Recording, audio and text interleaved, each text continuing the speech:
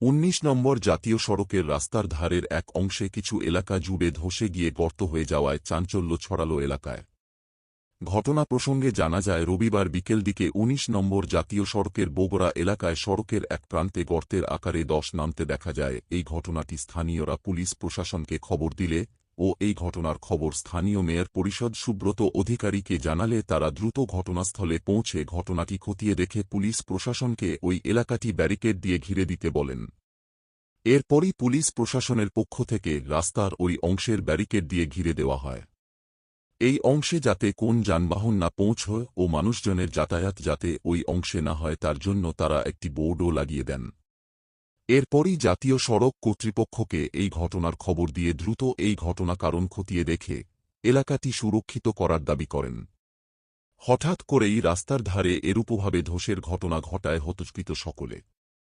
স্থানীয় বেশ কিছু এলাকাবাসীর দাবি, ওই এলাকার নিচে জল সরবরাহের লাইন যাওয়ার কারণে সেই জলের জমা অংশ ধসে গিয়ে এই ঘটনা ঘটতে পারে। তবে ঘটনাটি ধসের ঘটনা নাকি জল বয়ে যাওয়ার পর এরূপ ঘটনা ঘটেছে তা নিয়ে সংশয়ে রয়েছে সকলে। জাতীয় সড়ক কর্তৃপক্ষ এ বিষয়টি লক্ষ্য করে দ্রুত এ বিষয়ে ব্যবস্থা গ্রহণের জন্য উদ্যোগ নিয়েছে।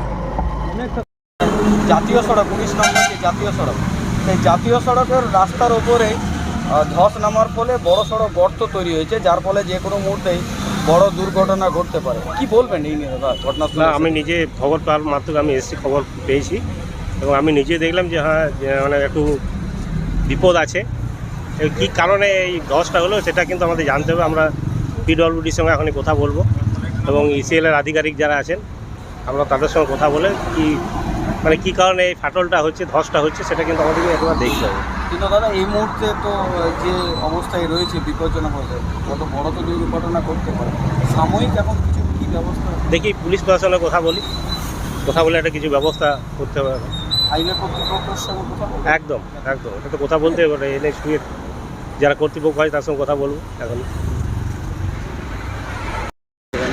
এখানে গর্ত হয়ে গেছে, তা আমরা দেখতে পেলাম কি এখানে গর্ত হয়ে গেছে, তা আমরা রোডে ইট চাপাই দিলাম। কোনো গাড়ি ঘুষলে ওইখানে তো শাটার করে ভিতরে চলে যাবে। অনেকখানি কি গর্ত হয়েছে? না পরশু থেকে দেখা যাচ্ছে। রাস্তাটা কি হাইওয়ে রাস্তা? হ্যাঁ, এটা হাইওয়ে রাস্তা। গর্তটা কি অনেক বেশি? আর দেখতে তো পেয়েছি গর্তটা অল্প ভালোই বেশি বড় লাগছে। দুর্ঘটনা ঘটতেই পারে তো যে কোনো মুহূর্তে। নিশ্চয়ই। আপনার নাম? অজয় বর্ণবান।